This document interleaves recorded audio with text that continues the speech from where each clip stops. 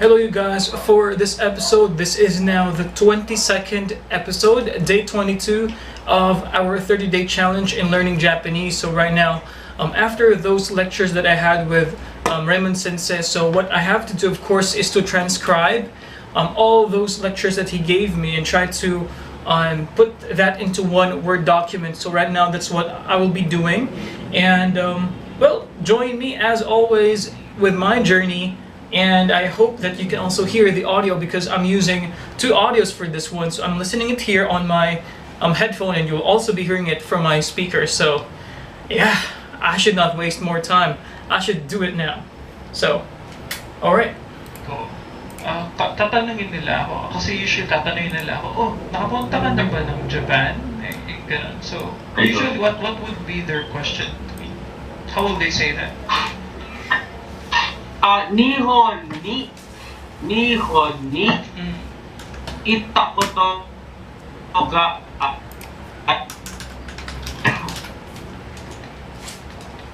Nihon ni itakoto ga arimasu. Sorry sir, medyo putol-putol yung sir. Could you repeat it? Sorry. Dito no.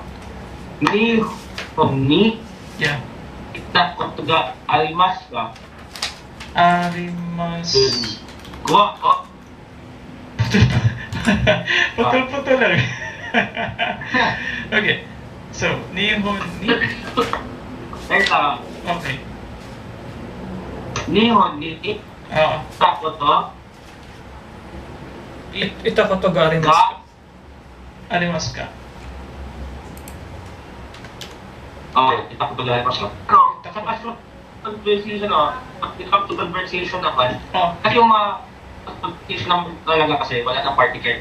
Pwede na rin sabihin, Nihon itakoto arimasu ka? Itakoto.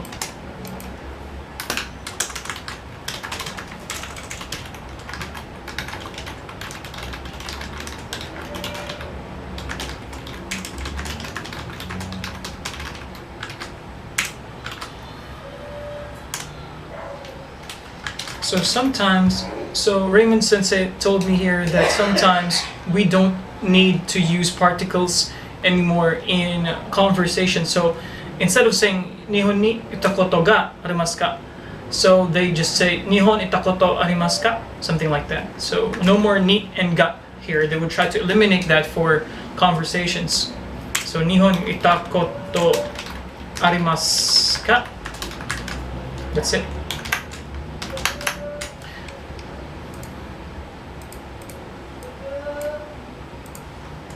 Arimasu ka. Wala na yung ga? Pwedeng tanggalin yung ga? Pwedeng tanggalin, pwedeng meron. Kasi yung ano naman kasi, yung particle naman kasi, yung usage of particle dyan is para malaman natin kung ano yung placement ng mga words. Pero meron din mga particles, meron din mga words or verbs na kailangan natin lagyan ng particle. Kasi iba yung yung dating. Okay. Another question, sir. So, syempre, you learn Japanese, gikan pa sa Davao, and then, pag ano ni... Sa Kalamba. Ang training na ko is, i-conduct sa Kalamba. Studied for 3 months, language, and then proceed sa skills for 3 months also. I see. So, half a year days, no? So, that time, sir, sa imong experience, after the training sa 6 months, and then when you were finally there, unsa man ang imong na-learn nga parang medyo hindi man shocking, no, but what I mean is or sa formality unsa may with Japanese people, Japanese, okay, kasi kung hindi mo malaman kung tama ka tama, di ba? Ang meaning per different word. Tapos, every word naman, yan, meron tayong tinatawag na, itong word na to parang dito, ginagamit. Kaya, yes, please. Kailangan mong gamitin. For example, kung hindi, gamitin mo yan, for example, gamitin mo sa isang sentence. Ano bang sentence na pwede gamitin? Like, wait lang isip mo na ako. Sige.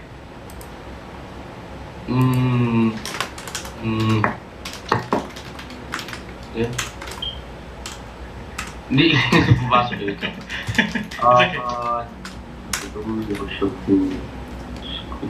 Murag siguro kada ano sir ba kanang basic na siguro na learning mo sayo murag dili di siya mao applicable when you were there. Mga ana bitaw mga misuse words din mo ba? Misuse din yung formality mo.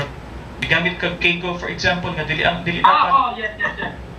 For example, ang mga patterns na hindi tudo sa tuwa na namo ka ginatawag na imperative form pod. Request imperative form only for the superiors. Ang superiors ang pwede gumamit yan. Kasi kung gagamitin mo yan, iba na yung dating. Mayabang ka na. Yes. Example, hindi yung imperative form yung gagamitin ko na pattern. Instead, yung nani na agemas.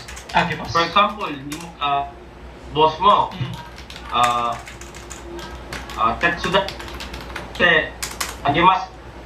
Okay. Kumbaga, would you like me to help you? Ganyan yung dating. Pero kung sasabi ka, hindi mo dudugtong yung agemas doon na pattern. Kasi kung dudugtong mo doon, yung dating is, kumbaga, yung, ano ba yung tamang term dito?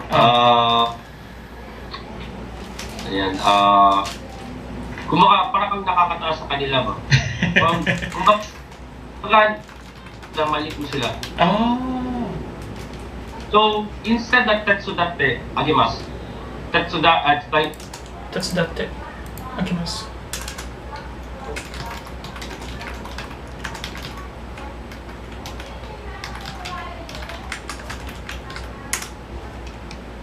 Tetsudaimashou ka.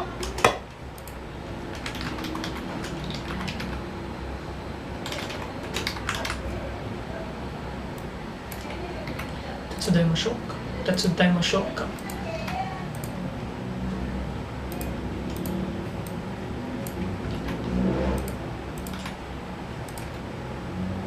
Tetsudaimasu. Oh.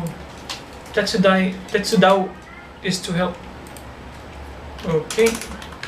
Tetsudao.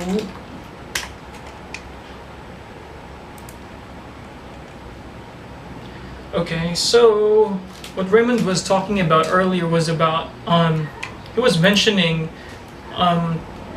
Tetsudaimasho, I think, and Tetsudatte agemas. So he's saying that agemas should not be used because it's an imperative form. If you're using an imperative form, people may misunderstand you as being like too bossy to them. So you should not say that. So you should say instead Tetsudaimashou ka. So right now I'm looking here at my monitor, and it says here that the origin of the word is plain form Tetsudao. Polite is Tetsudaimasu. And plain form is Tetsudao. So the plain form Tetsudao here, plain form for presumptive is Tetsudao. Wow, these are like really technical grammar tips now. But the phrase is, it just says here that there are a lot of ways, of course, in using this verb Tetsudaimasu, Tetsudao. Okay, that's the plain form and polite form. As always, grammar has always been the most tricky part in learning any kind of language. So, yeah, right now as Raymond is sharing to me some of these sample sentences, so what I do is I try to, of course, research on what he just said to me so that I can understand better what he really truly meant by that. Okay, so. Ganon. Yung gagamitin mo. Show ka. Pwede mo naman gamitin yung te agemas, for example. Te agemas, for example, turuan kita ng Nihongo, o siya te agemas. Pero sa mga, for example, sa students mo,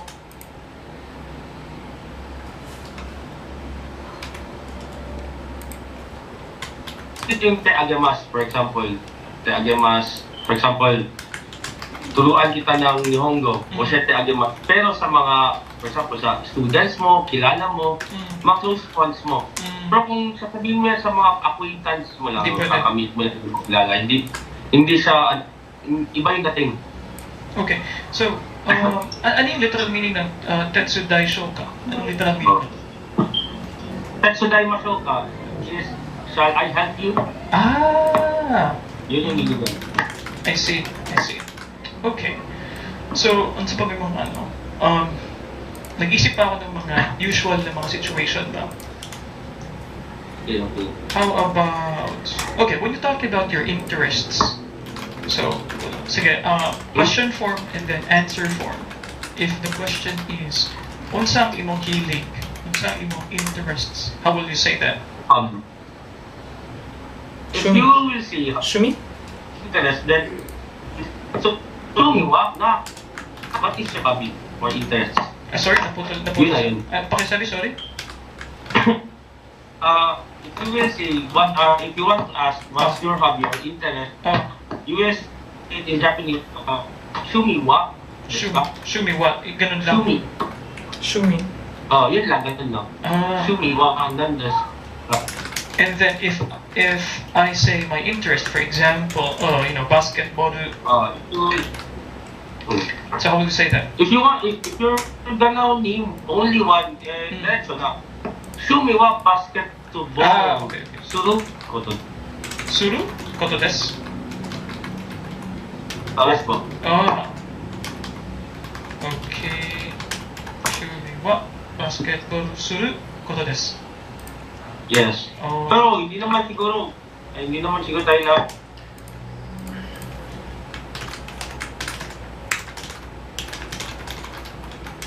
Shumi wa basketball suru koto desu. So,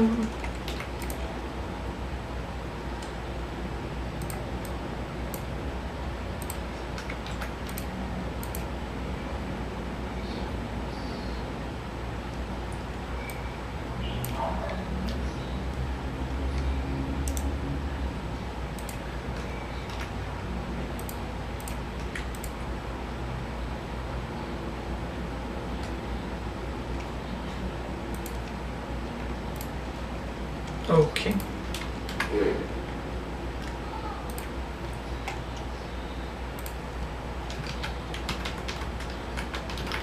Basketo boru suru koto desu.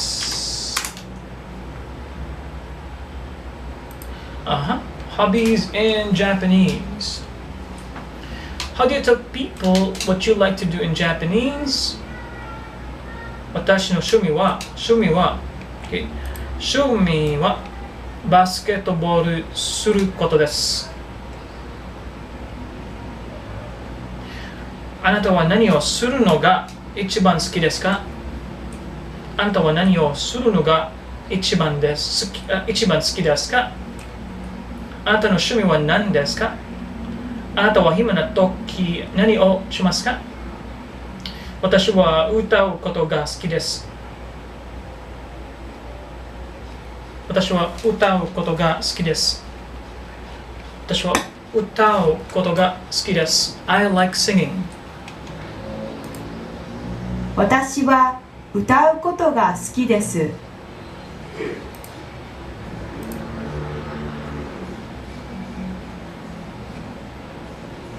私は OK. Alright.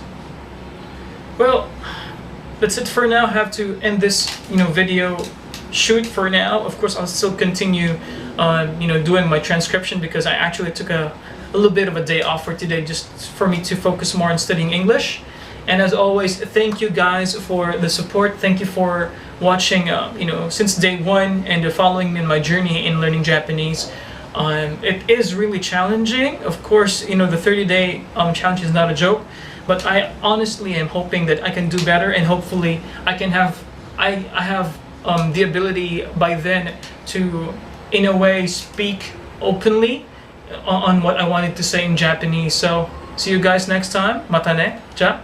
See you guys. Bye bye.